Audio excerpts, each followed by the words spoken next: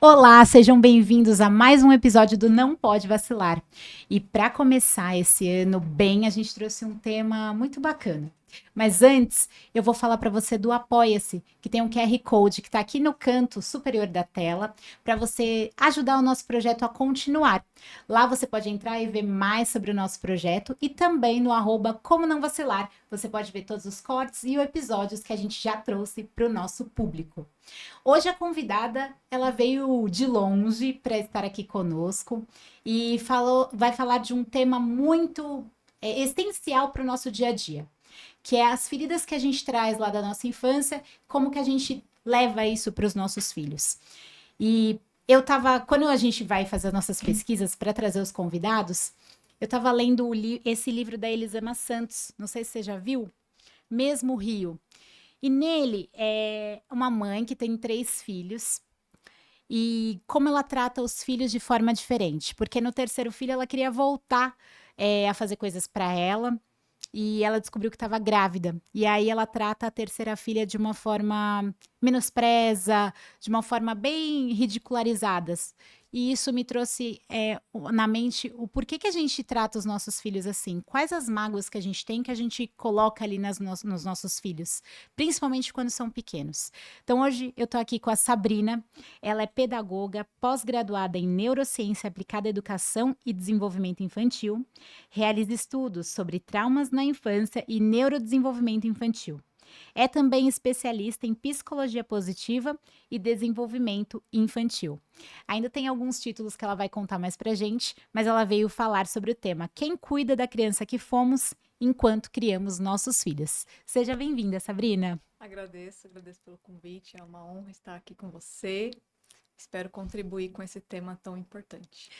E você lá, eu vejo no seu Instagram, quando você preencheu o formulário, esse tema é muito sensível, né? Então conta pra gente também quem é você, além dos títulos, da pessoa que está ali no Instagram, para as pessoas te conhecerem um pouco melhor. Claro, eu hoje me considero uma buscadora, alguém curiosa, né? Uma pessoa curiosa que resolveu olhar para dentro antes de qualquer coisa, antes de ajudar o próximo. Então, eu sou uma buscadora que busco muito olhares de cura para mim mesmo, um bem-estar, como que eu posso ser um ser humano melhor para mim e para todos ao meu redor. Então eu tô hoje eu sou essa buscadora, mas também eu sou essa pessoa que gosta de fazer trilhas, de estar na natureza. Eu acredito que a natureza também traz esse lugar de cura, de regular o sistema nervoso, já está comprovado pela neurociências. E eu sou uma pessoa que tô querendo fazer acontecer uma slow living, que seria uma vida lenta, com calma, com alma, fazer disso a minha verdade, né? Viver um estilo de vida nesse lugar de calma. Nossa, isso é muito interessante, porque eu estava até contando aqui nos bastidores para Sabrina que eu fui viajar com meu filho, a gente sempre faz uma viagem só mãe e filho, para eu também criar conexões diferentes do pai, porque tem um outro papel ali com ele. E desde que ele tinha 1 ano, a gente começou a fazer essas viagens. Então, esse ano a gente foi para o interior de São Paulo, Itupeva. E aí, quando eu voltei, eu senti. Sabe quando você entra em São Paulo, você sente um peso? Parece que você tá em outra dimensão. Você Sei. tava num lugar muito tranquilo, que o tempo demorava para passar. Você entrou em São Paulo já é 5 da tarde, tem o trânsito.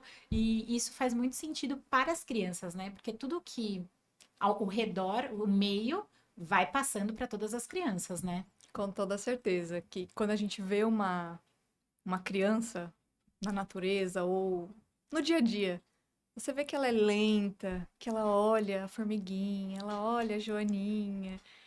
Então, ela naturalmente, biologicamente, é para funcionar nesse lugar lento, calmo. Mas a loucura que a gente vive no dia a dia, acho que hoje, ultimamente, nos últimos anos, está muito pior. Então, buscar esse lugar para mim é o que eu quero para poder proporcionar quando os filhos chegarem. Eu Que não sou. bom. É uma coisa que eu não te falei, mas eu não sou mãe ainda. Não, mas pretende ser. Pretendo ser, a Que gente tá bom. tentando. Que bom. Se Deus quiser, vai vir logo. Sim. E a sua infância? Porque a gente traz esse tema que é muito relevante, na minha opinião, porque muitos especialistas têm falado sobre isso, de você cuidar quando a sua criança tem um comportamento que você ali não acha correto, como que você vai trazer para ela? E isso traz muito da nossa infância também como criança, né? Uhum. Eu sempre cito um exemplo que a minha mãe sempre falava para mim para eu comer, ela colocava minha comida para eu comer tudo. E hoje eu tenho muita dificuldade em fazer o meu prato e deixar alguma coisinha. Então, mesmo que eu já estou satisfeita, eu continuo comendo. E isso me levou a depois da gravidez eu fiquei com uma obesidade, grau 3, que aí eu fui melhorando, agora eu tô em processo de emagrecimento, mas eu, assim, colaborando com isso, eu vejo que na minha infância teve falas da minha mãe que contribuíram para isso. E claro, naquela época ela não tinha dimensão, ela só queria me ver saudável, né? E saudável para ela era que eu comesse tudo que tinha ali no prato. E aí hoje, com o Joaquim, que é meu filho de 3 anos, eu faço diferente. Então, ele faz o prato, e aí ele já coloca bem menos comida do que a gente acha que é o necessário. E quando ele fala que está satisfeito, realmente ele está satisfeito. E a criança, eu sinto, a gente já trouxe aqui uma pessoa para falar sobre esse assunto, e a criança ela não vai ficar com fome. A gente acha às vezes que a criança vai ficar com fome ali, e ela não vai, ela vai te pedir pra comer, né? E aí é você elaborar o prato dela com coisas saudáveis. E acho que isso que é ser saudável. Então a minha infância trouxe isso. E a sua, como foi a sua infância? Tem alguma marca que você sente nisso? Olha, né, você falou sobre alimentação, também tem muito disso. Talvez seja o contrário, né? Eu acredito que ou a gente repete ou repele. E na minha infância, eu era obrigada a ficar na mesa até, né, terminar toda a comida. E muitas vezes eu ficava 1, 2, 3, 4, 5, né, Nossa. 6 horas e ficava ali na mesa, eu não podia sair dali. Podia dormia na mesa, mas não podia sair. E isso é realmente essa falta de informação de como que a fisionomia, a biologia da criança, o estômago é bem menor. Porém, quando eu fui para a vida adulta, eu repetia esse padrão. Com quem? Com meus alunos na escola. Quando uma criança que tinha dificuldade de comer, eu obrigava ela a comer. Então a gente está o tempo todo reproduzindo esses padrões de infância e a gente precisa estar atento, consciente, presente no aqui e agora para conseguir olhar, opa, isso aqui é sobre mim, não é sobre os nossos filhos, sobre essa criança em particular. E eu lembro que um dia, quando eu descobri isso, que foi nesse um processo de cura muito grande que eu passei, eu liguei para essa mãe dessa criança, falei, ah, me perdoa, eu fiz isso, né? Não deveria ter, né, feito isso com a sua criança, com a sua filha, tá, tá, tá. Ela, não, tudo bem, eu faço aqui em casa também. Então, é todo mundo ali reproduzindo padrões de coisas que, funcionou, só que a gente sabe que isso deixa marcas, né? No seu caso, deixou toda essa questão alimentar, dessa relação com a comida. E isso é revolucionário o que você está falando com seu filho É. e quanto que você está ressignificando para você mesmo, né, com essa criancinha que teve que passar por isso lá na infância. E eu acredito muito que, para eu ter essa consciência, eu ouvi uma frase assim: quem cuida da criança que a gente foi? Você já ouviu essa frase? Não. Não. E isso reflete assim, que o comportamento que eu tô tendo com o meu filho é algo que eu tenho que pesquisar, né? Da onde foi. Exatamente também o que você ali reproduziu um padrão, mas depois na consciência a gente Uhum. estuda muito para isso e aí a gente consegue também ter outra dimensão dessas questões, né? E isso, sobre essa frase, não foi uma frase que eu escutei, né? É uma frase potente, dá pra ver. Foi um processo natural. Quando eu me vi, acho que foram dois momentos que começou a mudar toda essa minha visão. Eu lembro como hoje eu estava na sala de aula, no parquinho com as crianças, com os alunos, aluninhos de 3 anos. Eu assumi a turma mais ou menos em abril. A professora foi para outra escola, já foi algo esquisito, né? Em abril. É. E aí eu cheguei naquela sala de aula e as crianças eram bem agitadas. E ali começou a minha desconstrução todinha. Fui dia por dia, eu amo estar em sala de aula, só que eu falava, não sei lidar com essa criança, não sei lidar com as emoções, eles empurram, eles mordem, eles batem, eles brigam. Eu não tinha conhecimento nenhum, só tinha a pedagogia. Sim. E a pedagogia ela não prepara para lidar com emoções. E aí eu cheguei ali, eu falei, eu não sei educar, o que que tá acontecendo? Aí um dia eu tava no parquinho e tinha outras professoras, e as outras professoras acabam meio com um olhar julgador, né? A Sabrina é mole, tinha muito esse olhar, a Sabrina é permissiva, ela não vai fazer nada. Então, aquela criança de 3 anos empurrou um coleguinha, o coleguinha caiu, chorou, e aquela criança de 3 anos veio até mim e algo ali aconteceu. Eu me vi grande e eu vi essa criança pequena, muito pequena. Eu tava uma dimensão, assim, uma coisa sobrenatural. E eu olhei nos olhos daquela criança e falei, ela tá sentindo medo. O que que eu tô fazendo da minha vida? Eu sou adulta aqui. E eu falei, não sei educar. E nesses casos, a gente vê muito, às vezes, o adulto querendo bater de frente, né, com a criança. E normalmente, principalmente crianças pequenas, e acho que adolescentes lá na fase dos seus 13, 14, não funcionam. Isso. Porque a criança, ela quer ter a segurança em alguém, né? E é o que a gente vê muito, né? A criança pequena tem uma referência, principalmente nos professores, né? Fala sem Uhum. falar de pai e mãe. Nos professores, elas querem uma referência. Por isso que ali tem, às vezes, três professoras, uma auxilia, a outra é a professora assistente, e aí tem a professora de sala que tá ali dando as propostas, ajudando nessas dinâmicas. Com toda E certeza. hoje eu vejo as crianças também, essas emoções muito afloradas, né? Isso faz. Uhum. Aí já vem pra parentalidade, porque a gente também orienta os pais nessas questões, né? Sim.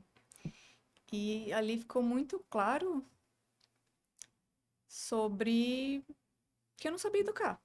Eu falei, chegar ao final do ano eu vou pedir demissão. Só que nesse processo Isso foi quando? Que ano? foi um ano antes da pandemia, Ah, 19, 20. 2019. Só que em 2020 eu precisei fazer uma cirurgia no quadril, um Tá. desgaste, que também tem relação com a infância, né? Esse psicossomático, um tema para a gente abordar mais para frente, ou uma outra oportunidade. E ali eu fiquei 6 meses de cama. E quando a Nossa. gente fica 6 meses de cama, a gente silencia o barulho externo e começa o barulho interno. O Sim. barulho mental.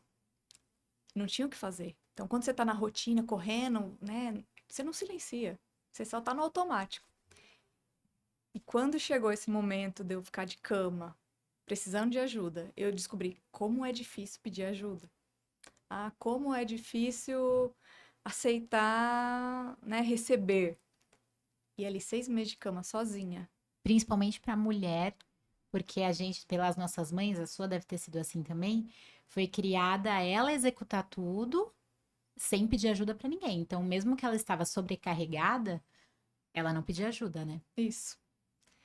E vem muito de um padrão de infância, né? Onde a Exato. criança tem que a gente na sociedade preza muito pela autonomia. Uhum. Ah, não, você consegue. Tudo é equilíbrio. Só que aí, voltando para a história, eu fiquei de cama e foram 6 meses e ali eu entendi que tudo, todo o meu comportamento, tudo que eu era, todos os meus bloqueios, todos os meus medos veio da infância. E ali virou a chave. Eu falei, uau, entendi porque eu não sabia educar. Entendi porque eu era assim. Entendi porque eu tinha esses bloqueios, esses medos, essas crenças. É como se um novo universo abriu. Teve isso na sua vida? Teve. Uma chave, algo? Foi com a maternidade? Foi antes? Porque. É, para mim, eu acho que foi quando o Joaquim nasceu mesmo. Porque hoje eu vejo. Eu já falei isso aqui, né? Teve um programa que eu fui, não sei se você conhece o Rodrigo Serafim, você já ouviu falar nele? Ele tem uma Não. escola lá em São Bernardo. E ele é amigo meu e da Cibele. E teve um episódio que eu me emocionei muito, que a gente foi gravar com ele, porque ele fez uma dinâmica e a gente foi falar exatamente isso, da reprodução do padrão da nossa família pra gente. E tinha acabado de acontecer um caso que a minha mãe acho que falou, a gente foi viajar para o Rio de Janeiro e meu filho tinha 2 anos. E aí ele começou a se jogar no chão, um comportamento normal para uma criança de 2 anos. Só que a minha mãe teve uma fala que me trazia muito medo, quando eu era criança. Ela falou assim que ela nunca mais ia sair com a gente. E ela Uhum. falava brava. E isso ela sempre falou. Então, ela tinha umas falas assim de.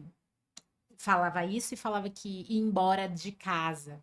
Isso tem muitas pessoas da minha idade que eu ouço que as mães falavam, né? Uhum. E pelo cansaço mesmo, né? E aí não sabia como dialogar com o filho e acabava falando isso. E, nossa, eu comecei a chorar e eu falei, mãe, não fala isso. E aí no episódio eu também chorei porque eu sei que você vai sair com a gente. Então não passa isso pra ele, porque ele vai ficar com medo. Porque a gente é a segurança dele agora. Então, como que a gente tá falando que a gente nunca mais vai sair com ele se a gente é a segurança dele? E aí ela parou pra pensar, ela mudou bastante, assim, algumas coisas, porque a gente vai se completando, ensinando também, né? Uhum. Que foi o que ela fez melhor, o que ela tinha de recurso, ela fez melhor por mim, né? E Sim. acho que na maternidade, isso eu falo, meu, eu não posso falar essas coisas, porque eu vou criar emoções nele que ele depois sozinho ele não vai saber tirar. Ele Uhum. vai precisar de ajuda, né? Uhum. Com toda certeza.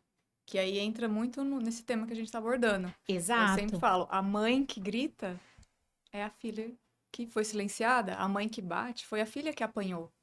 A mãe que super protege, talvez foi a filha que era muito livre e não tinha, né, limites. Então toda mãe quando chega num atendimento para mim, isso é algo que tá muito dentro de mim assim, eu não vou julgar aquela mãe que É, grita, que chantageia. Por quê? Quando seria irônico eu julgar sabendo que eu também fazia isso na escola. Eu também colocava no cantinho do pensamento. Eu também usava carinha triste, carinha feliz. Então, não tem como eu julgar. É olhar para aquela mulher e saber assim, ela tá reproduzindo um padrão de infância. Ela é uma pessoa ferida.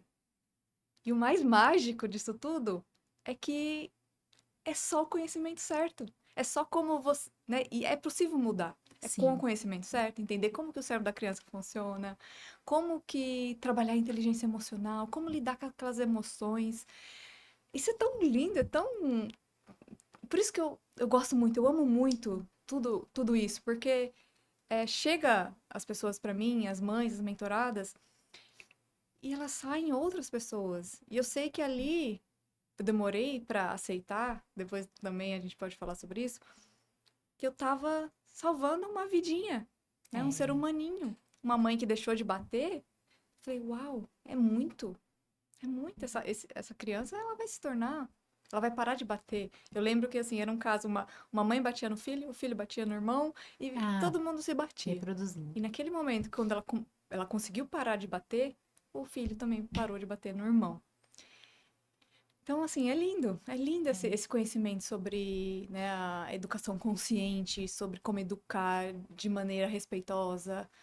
É revolucionário.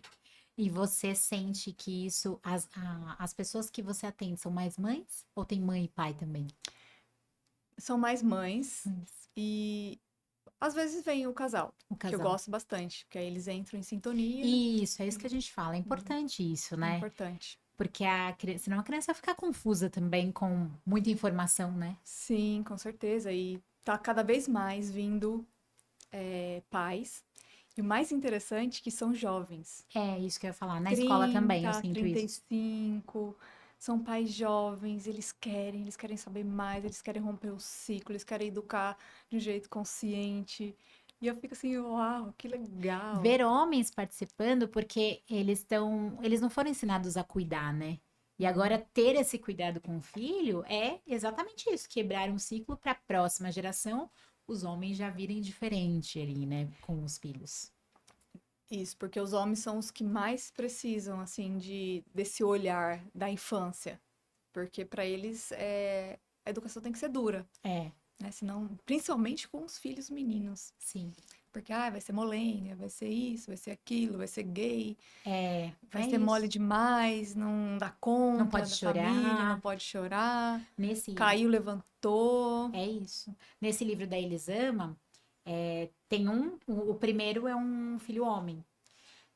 E ele não entende ali certas coisas, e aí também vem o pai, que para ele estava tudo bem. Então ele não entendia porque a mãe perdia a paciência. O diálogo eu acho que faz muita diferença também nessa dinâmica familiar, porque às vezes a gente quer esconder as coisas da criança ou falar mentiras, né?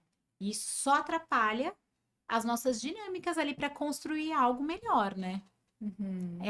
A mãe, ela tem que ser mais sincera, né? Possível. E o pai tem que também perguntar, falar, agir. Porque se a mãe tá sobrecarregada e ela não fala, essa sobrecarga só vai aumentar. E o que que vai acontecer? Essa mulher eu falo assim, que vai criando uma nuvem. Começa uma Exatamente. nuvenzinha, né? O grito, o choro. Tã, tã, tã, tã. Eu aguentei. Aí depois essa nuvenzinha vai crescendo. O marido não deixou os sucrilhos abertos, por exemplo. Deixou Exato. a Coisas meia jogada. pequenas, Aí né? essa nuvem vai crescendo, crescendo, crescendo. Chega uma hora que ela explode. É isso. E vai explodir em quem? Na criança. Na criança. Que é a criança é mais vulnerável. É, Que ela não vai, muitas vezes, não vai querer enfrentar o adulto, o homem. E acaba explodindo na criança. é isso. Eu vou abrir o bloco 2 então, da criança que fomos.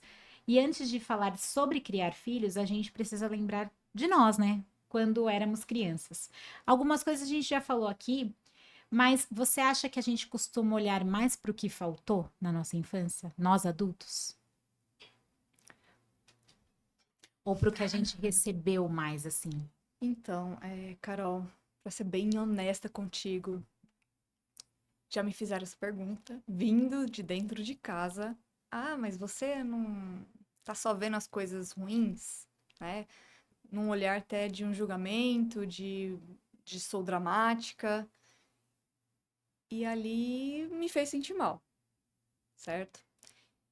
E aí eu comecei de novo, olhar pra dentro. Quando eu olho a minha infância, houve mais faltas. Houve muito desamparo. Eu acredito que 30 a mais, né? Eu Teve acho uma isso. infância assim.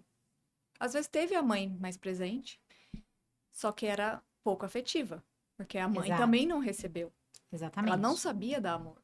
A minha mãe não sabe dar amor, ela tá começando agora, acho que depois que eu tenho 35, ela começou a falar eu te amo, mas assim, sai É, a embargado, minha mãe é sai assim também. enroscado, né? Então, eu vejo que teve muito desamparo. A criança, ainda na nossa sociedade, ela vive um desamparo muito grande. Ela não é escutada, ela não é respeitada, ela apanha, tá tudo bem, dá umas palmadas. Então, todas essas situações e experiências que a gente viveu na infância deixou um vazio muito grande, deixou a gente fragmentada. E hoje, eu sei que, não, você tá olhando só para o negativo, como equilibrar isso? Eu, sinceramente, não acho que é um equilíbrio. Não tem como equilibrar. O que a gente vai fazer agora que a gente é adulto é dizer, eu preencho o vazio de mim mesmo. Não Sim, tem como mais esperar a mãe, o pai suprir esse vazio. Agora que eu sou adulto, eu preencho o vazio de mim mesmo. Mas é nesse lugar. E tomar cuidado de não estar criando esse vazio na criança também. Porque parece bobo.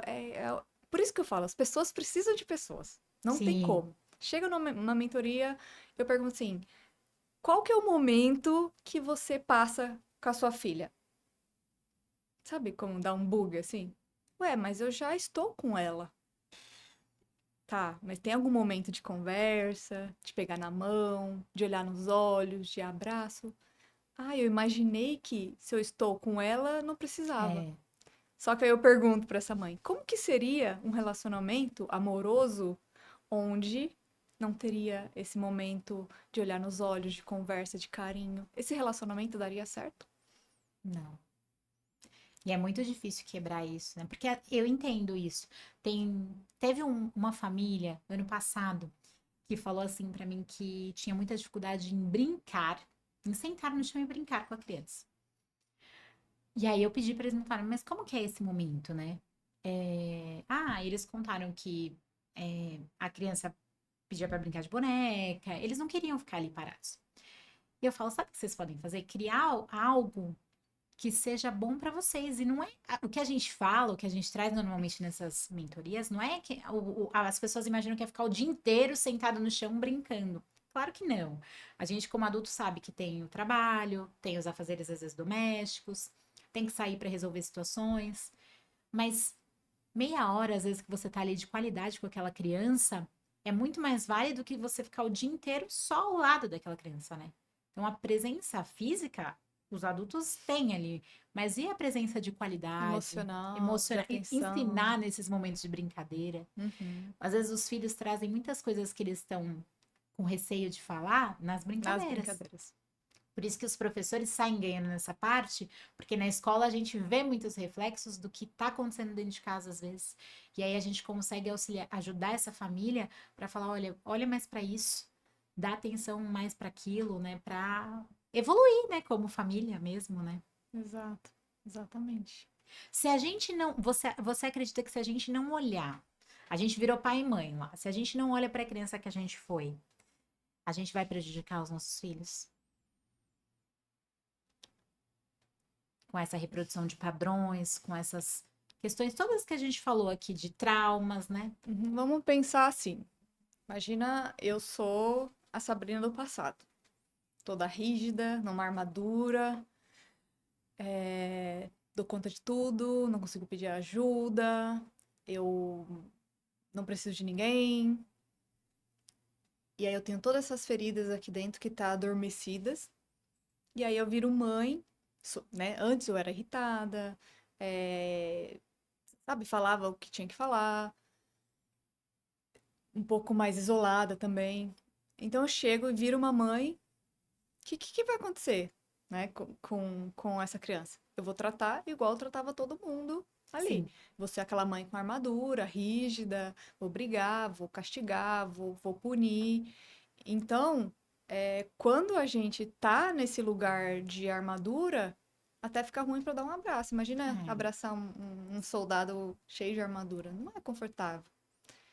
Então, com certeza, a gente vai ferir essas crianças, a gente vai, né, colocar uma armadurinha nessa criança também, a saber a resistir também. Ah, eu tenho que dar conta de tudo sozinho, né? Isso fala muito sobre o apego evitativo, que quando a criança, ela, ela não faz questão da mãe, ah, a mãe saiu, foi viajar, e aquela criança evita, né? Quando volta, e aquela criança tá rígida, como tipo, ah, tô nem aí. Aquela criança tá vivendo o modo sobrevivência, evitativa. Eu não vou me apegar porque Ah, essa pessoa vai interessante embora isso. de novo.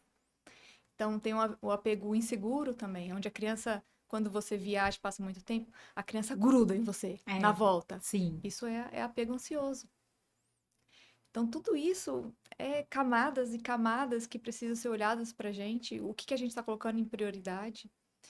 Por isso, de novo, eu quero criar essa slow living, essa vida lenta, porque eu quero conseguir sentar com a minha criança e brincar, sabe? Sem se preocupar com a louça suja, com o É, trabalho, entender que não vai, eu não vou criar mais tempo. Sempre vai ter demandas por coisas a fazer, sempre sim. vai ter. Não vai diminuir com o dia, sempre tem, né? Você pode me dizer, todo dia tem demandas e situações e precisa de tempo. Então, eu preciso fazer esse tempo. Eu preciso entender que esse tempo com a minha criança é o mais importante. É isso. É isso mesmo. E às vezes os pais se cobram muito, né? Porque eles querem dar coisas para as crianças. E eu reparei isso muito nas férias. Que qualquer coisa, gente, você dá um pedaço de papel para criança, ela vai se divertir. Você dá uma sacolinha plástica, ela vai se divertir. Às vezes a embalagem do presente é mais atrativa do que o presente em si. Então, acho que o estar é muito mais prazeroso e significativo para aquela criança do que o dar. Então, acho que é para a gente refletir sobre isso para 2026, que as crianças estão necessitadas desse carinho, dessa atenção e desse tempo de qualidade mesmo, né? De você estar ali prestando atenção nela, largar o Uhum. celular. Eu sei, a gente tem dificuldade nisso, né? E eu também me coloco nesse lugar, mas é ver o que eu quero pro meu filho mesmo, né? Sim, Nessas intenções.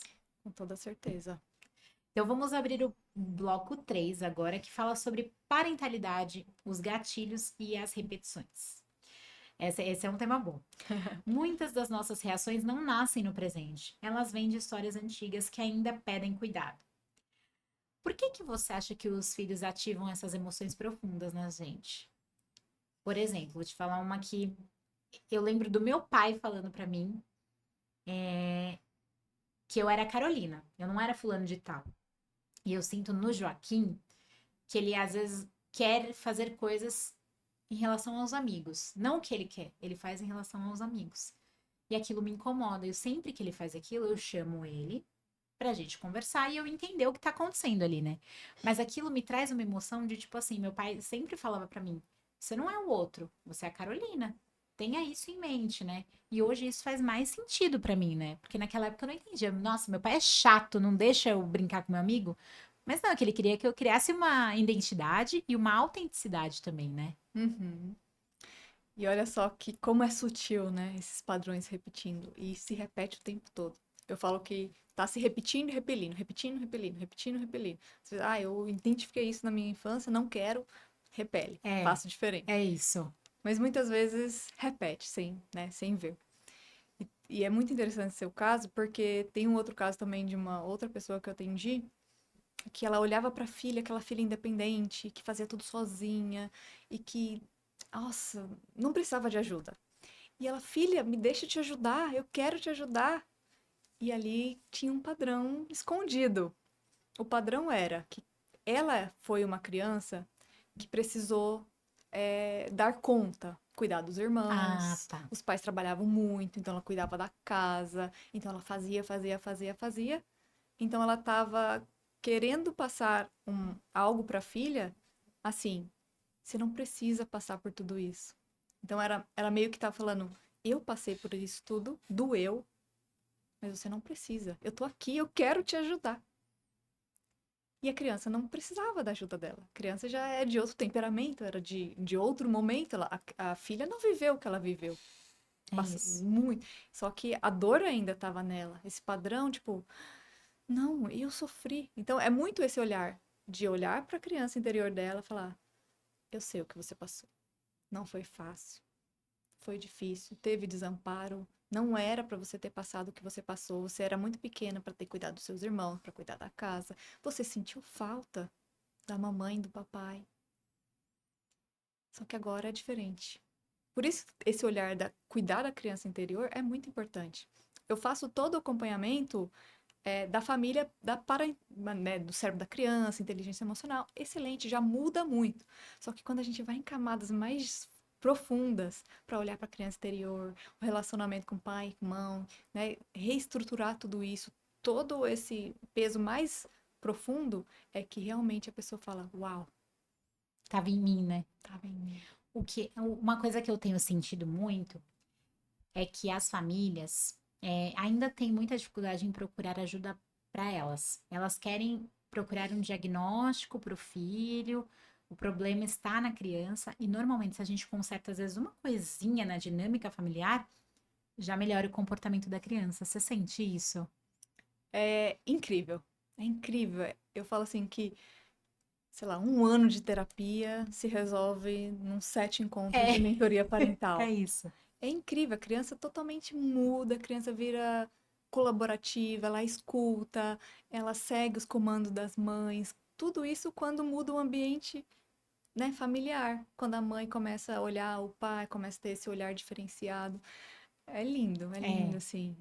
É sobre isso, sabe?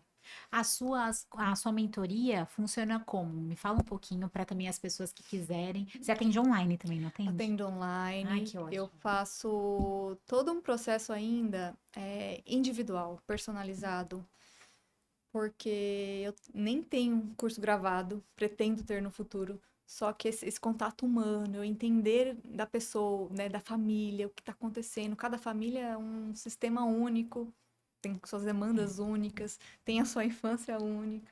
Então faço todo esse acompanhamento individual, são 7 encontros, é bem bacana, assim, é bem profundo, resultados muito rápido, e é bem isso, onde os pais vão entender ou parar de gritar, bater, castigar, vão conseguir educar normal, né? Com diálogo, com inteligência emocional.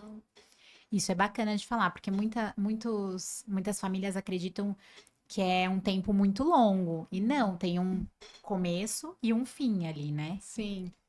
E voltando sobre esses padrões repetitivos, eu gosto muito de novo, né, de acolher essa mãe que chega, porque ela foi uma criança também, cheio de desamparo, cheio de dificuldades, muitas vezes não consegue enxergar. Ai, minha infância foi boa. Eu É. Não enxerga, é não difícil. enxerga, né? Tem Tá que ter um cara armadura. autoconhecimento mesmo, né? Uhum. E aí eu, né, tem um vídeo assim, uma mãe muito permissiva, que o filho bate, né, às vezes. Aí todo mundo julgando na internet. Ah, essa mãe, não sei o que lá, geração mimimi. Aí eu olho para aquele vídeo e falo assim: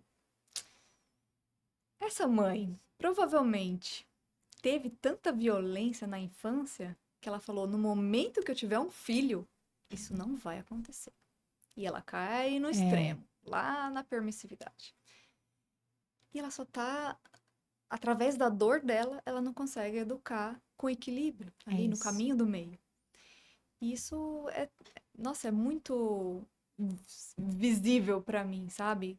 Todas as mães estão reproduzindo um padrão de infância, seja batendo, seja castigando, seja gritando. O grito fala muito sobre esse padrão sendo repetido, né? De gatilhos que estão sendo acionados, Sim.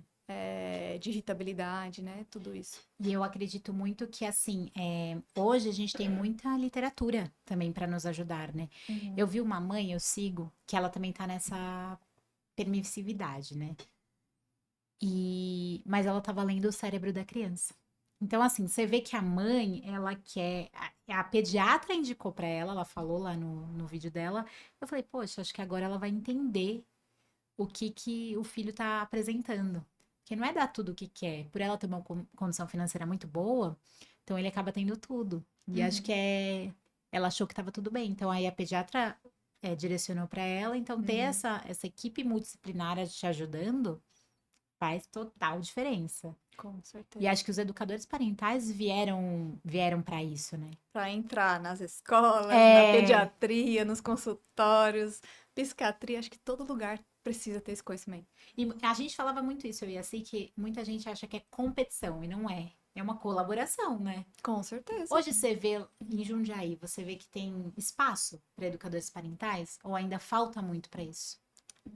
Olha, não sei te dizer, mas com certeza tem uma competitividade, né? Um medo de perder espaço, essa Você diz assim, pessoa.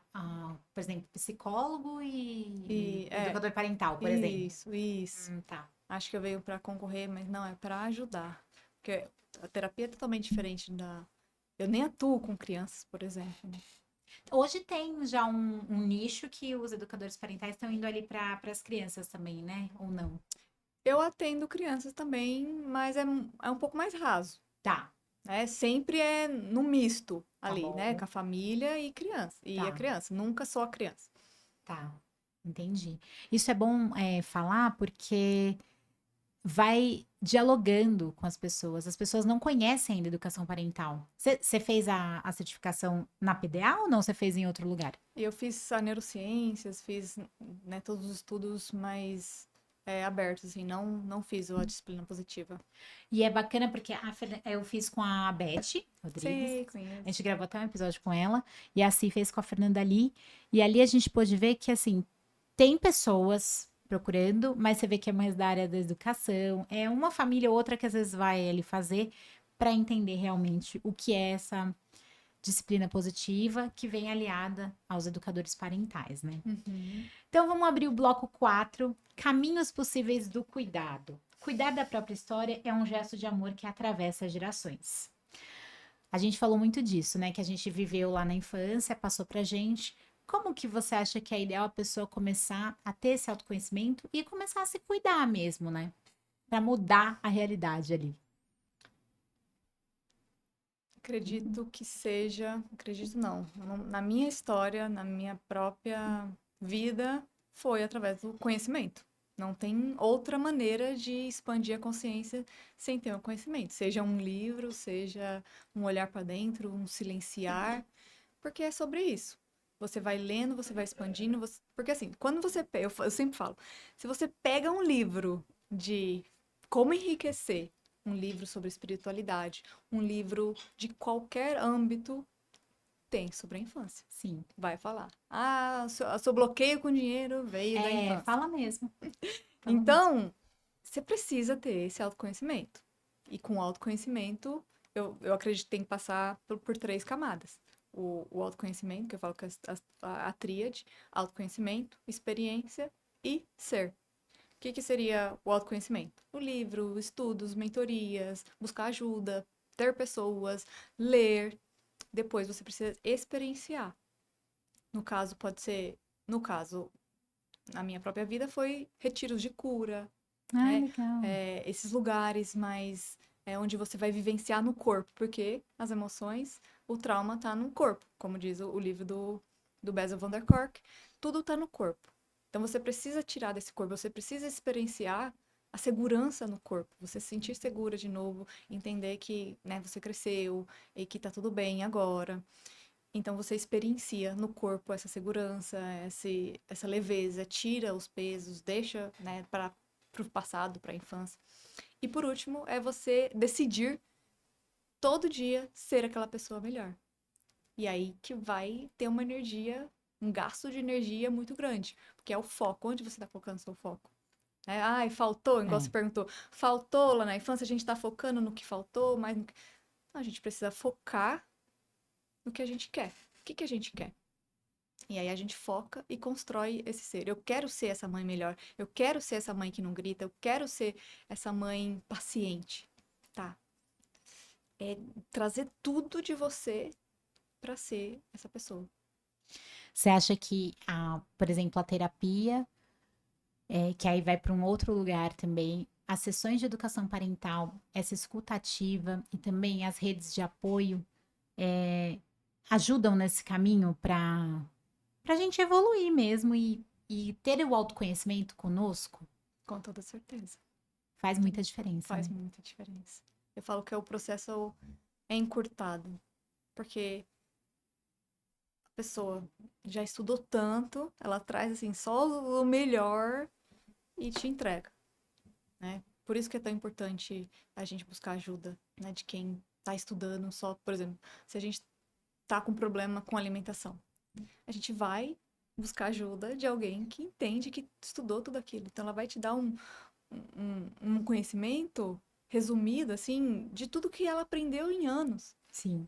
Você não vai precisar pegar, ler, fazer uma faculdade de nutrição, né? Quando você vai no É isso. médico, a mesma coisa. Quando você vai numa mentora parental, numa educadora parental, a mesma coisa. Você está economizando um tempo, ou se você quiser, você lê tudo, você vai fazer uma pós-graduação, também é possível. Você pode até virar uma profissional da educação nesse movimento de busca. Mas a gente economiza muito e a gente se cura muito, a gente se transforma. É revolucionário mesmo, assim, o quanto que as pessoas podem nos ajudar. Isso é bacana. E assim, o que eu acho que eu falo pro público também, todo mundo confia ali no médico quando tá com problema. A gente confia no nutricionista quando tá com um problema. Por que que a gente não vai confiar num terapeuta ou num educador parental que também estudou para isso e tá ali na linha de frente, vendo o seu caso com carinho? Você vê que a Sabrina faz um trabalho todo personalizado para cada família que ela encontra. Então, acho que é importante vocês procurarem fontes confiáveis, porque na internet hoje a gente sabe que tem muita coisa, né? E, e o que é confiável é pessoas que se dispõem a vir aqui trazer o trabalho que estão fazendo. Então, acho que deixamos um legado bom, né? Não é só a rede social, é o que a gente vive e o que a gente preza, né? Com toda certeza. Vocês aqui, né, com todo esse conhecimento, trazendo pessoas para disseminar, com todo esse projeto maravilhoso, que é tão importante, que é tão revolucionário, né? Tô torcendo para alcançar mares, porque realmente Amém. é muito importante. A educação precisa disso para ontem, para ontem. É isso Eu mesmo. vi uma frase hoje, né, que toda todo problema da sociedade está na infância. Começou na infância. E hoje tem muitos estudos que estão trazendo sobre isso. Acho que esse ano passado e esse ano deu um boom, assim, de estudos sobre isso, né? Sim.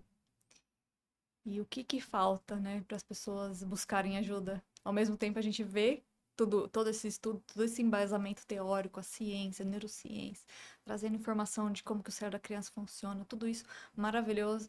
Aí, num outro momento, você vê alguém falando: curso para ser mãe? Como assim? Que palhaçada é essa?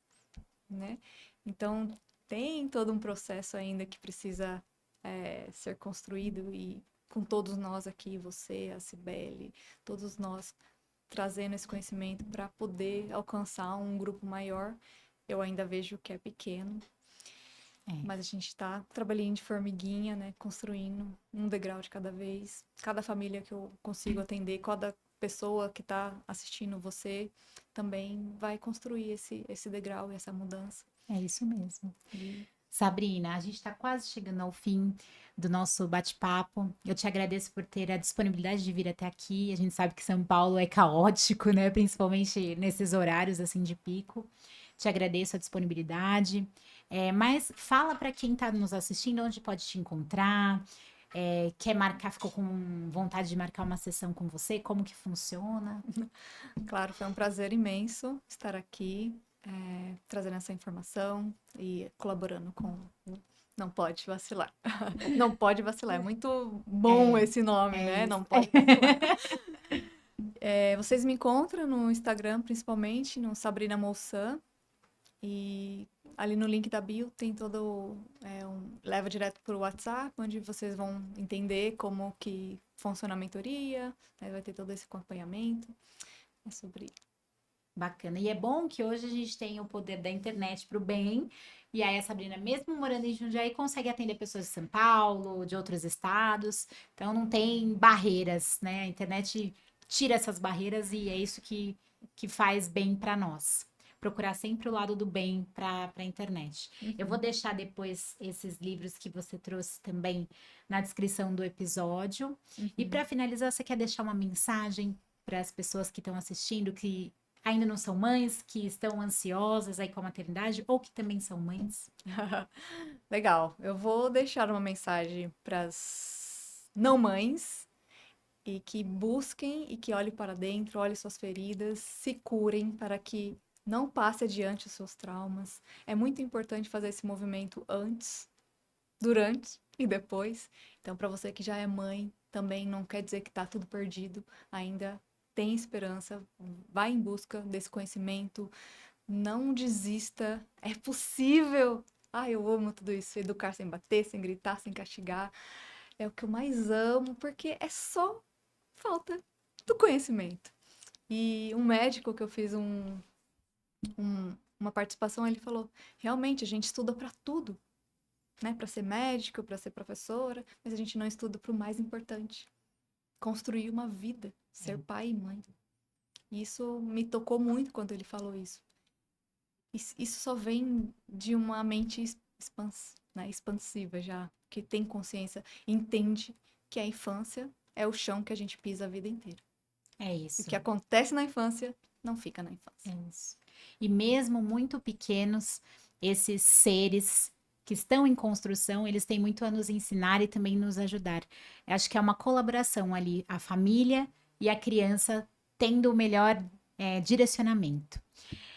Antes de finalizar, eu vou agradecer. Esse livro aqui eu trouxe hoje é meu primeiro programa sem a Cibele. A gente colocou no episódio da Tati, o último, que foi o último programa da Ci. Ela seguiu com alguns projetos pessoais. E hoje decidi aqui manter esse projeto, que é um propósito, como falou o Padre Rafa pra gente. Esse livro foi ela que me deu, Sabrina. No meu aniversário, faz uns 2 anos, eu nunca tinha lido. Aí eu peguei pra ler e falei, meu, tem tudo a ver com o que a gente vai falar. E te agradeço, Si, por todo esse empenho aí durante os 2 anos que a gente ficou junta no projeto. E pode contar comigo para tudo. E também eu vou deixar o arroba da Cibele, que aqui na descrição do vídeo, que também atende, faz mentorias aí de educação parental. Porque na educação dos nossos filhos não pode vacilar.